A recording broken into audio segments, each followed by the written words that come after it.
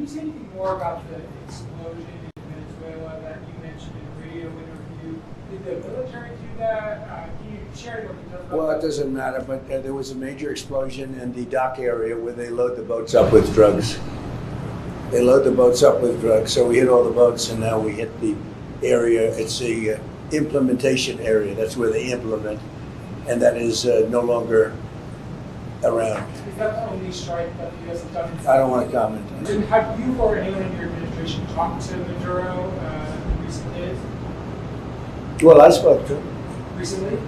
pretty reasonably, but nothing much comes of it. Yeah. Mr. President, can you explain the You have importance to understand what he's done.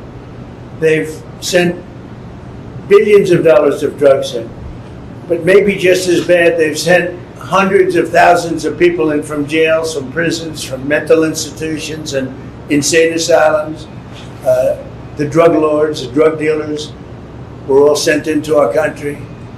But think of it, what he's done. Tren de Aragua, probably the worst gang. They cut off people's fingers.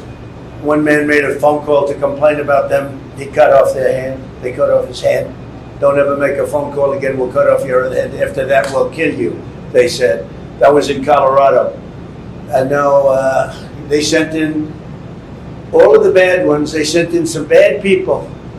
And that to me was just terrible. And they send in drugs. Now, I will say this. 97% of the drugs coming in by sea stopped.